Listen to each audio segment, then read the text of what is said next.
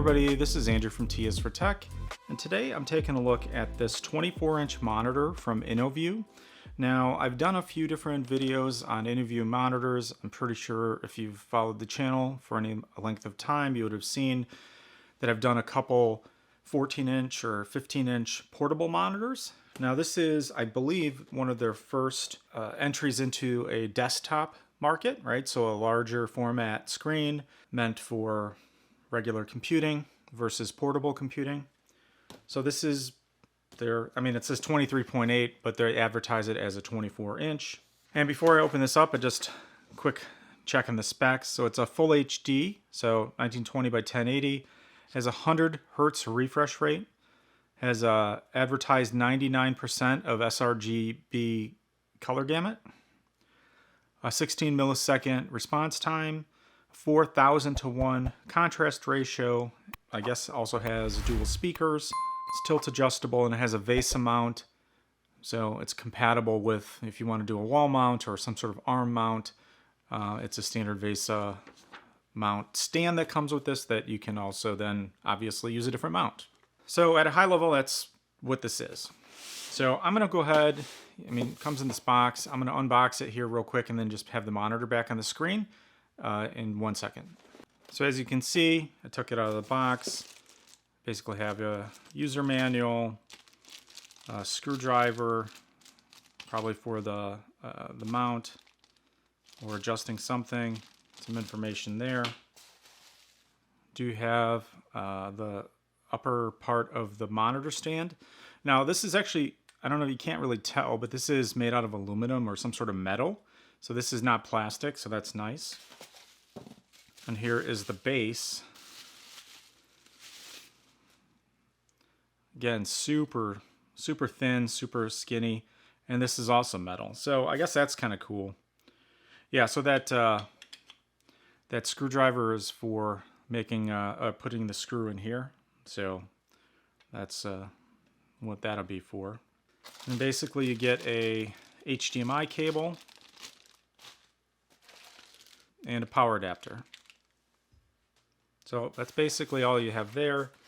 And then go ahead and open this up. And then here is the monitor. So obviously this is going to be mostly plastic. InnoView. The model is InVP M601. And then on the bottom side of the monitor, you can see where the mount goes. Basically have a Kensington cable lock slot. You have a power button. Obviously some other buttons for adjusting modes and switching things on the monitor. On this side you do have a VGA, an audio out, the DC in, and an HDMI port. So that's how you get that plugged in. And then the front of the monitor is, pretty, it's gonna have a hard time focusing on this. But basically, as you can see, well, it's hard to focus. It's probably focusing here right now. But then, you have the front bezel. Now, when I plug this in a minute or two here and hook it up to a computer, you'll see, what the image looks like from a dimension perspective. But I can tell here just by the light that there is a small bezel basically underneath the screen. I can see where the image is not going to go all the way to the edge. It's going to be just a tiny bit in from the edge.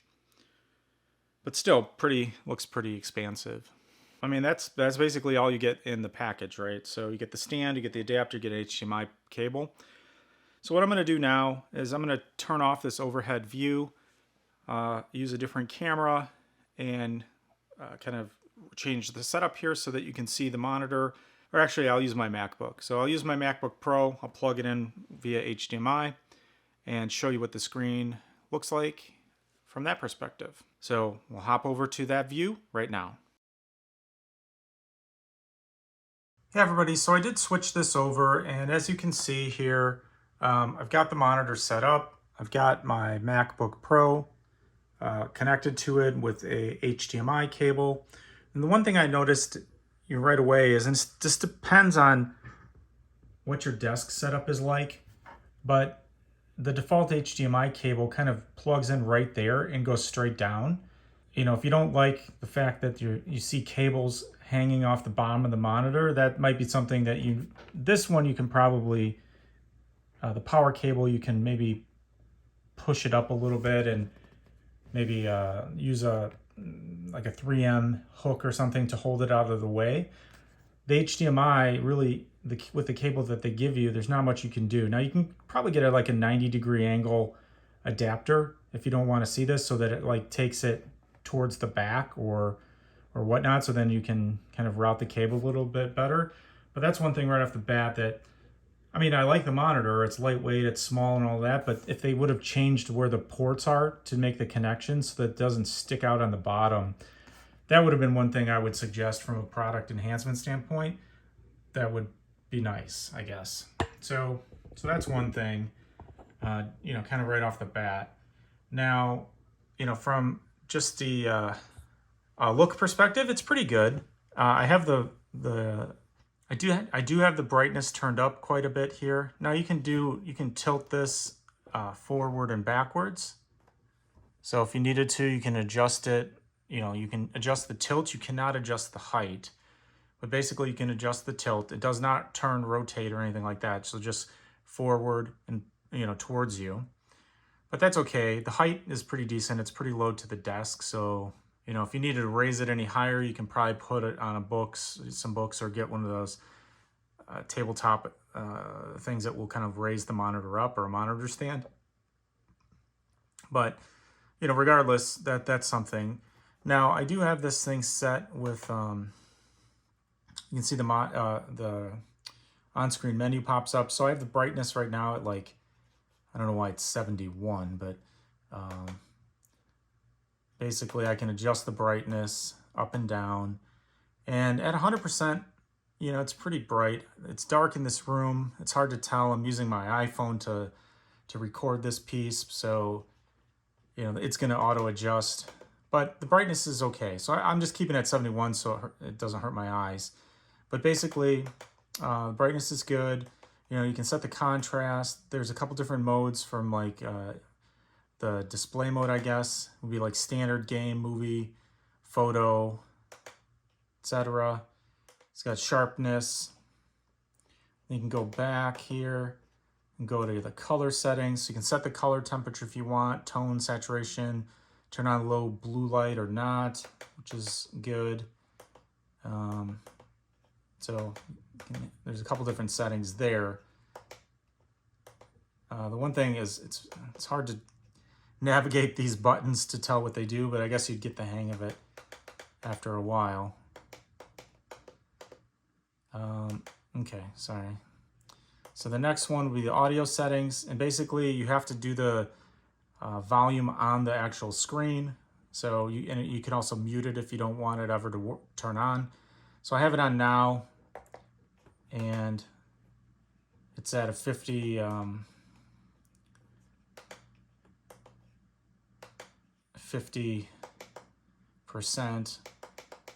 I'll put it up maybe to 80%.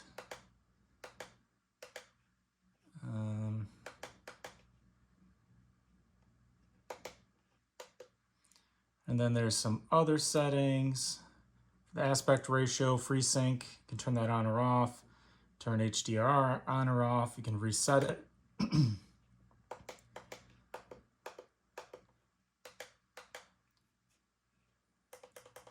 And then there's the input source, which is just VGA or HDMI, and I'm using HDMI. So that's basically some of the settings here, right? So very basic monitor settings that you'd expect. There's also a button over here. You obviously can turn it on and off. So I just turned it off.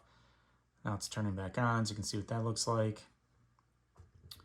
And like I said, I have this hooked up to my Mac. I just lost the window, I guess. I'll drag it back up. So, I mean, here's a window. I'll just play. You can hear the audio from this. Hey everybody, this is Andrew from T is for Tech, and today I'm doing an unboxing and initial first look at this portable monitor from InnoView. This is a 15.6-inch portable monitor. It has IPS panel. It's full. So, I mean, from a monitor perspective, it looks pretty good. It looks fine. The speakers are a little bit weak. So even at 80%, they sound a little bit tinny and there's not a lot of bass. So I guess if if you wanted, what you probably would do is use that audio output jack that comes from here. So it takes the HDMI into the monitor, and then you can take the HDMI out, or the audio out, and then use some regular like speakers. All right, I would suggest probably that, because you probably won't be happy with the speakers that are built into this thing. I mean, it'll work in a pinch, but definitely not something like that's movie quality or even really good for music, I would think, just based on hearing this. Now, that being said, like most monitors that have built-in speakers, they all kind of sound the same, right? They're not really that great, aside from probably what Apple puts out, in some of their displays. So that's basically it. Like I said, 1920 by 1080. You can, standard basic monitor. A few things, I like the stand. Stand is nice. It's metal. I like the fact that there's a VESA mount if you want 100 by, I forgot what size it is. I'll have to look at the size. But that's something that you can do as well. Brightness is good. Contrast looks nice. I don't have any games. I know this is like they classify this as a gaming monitor, but I don't really have any games on my MacBook here that would be able to demonstrate that aspect of it. So I might have to do a follow-up video sometime in the future and use it for gaming, just to see what the performance is like there. But, in most of my scenarios, I would use this kind of as a productivity monitor or, media consumption. So watching Netflix or watching other things like that. Right now, I think there is a discount on this on Amazon. I'll link to this in the description if you want to take a look at it. It's a pretty inexpensive monitor. I think it's around $100 or just a little bit over $100. So depending on what you're looking for, this might be something that's useful to you, at the right price point, given some of the ability that it has on the refresh and, that sort of thing. If you have any questions, go ahead and post those below and I'll be happy to try to answer those. This is Andrew from T is for Tech. Thanks for watching, and I'll see you next time.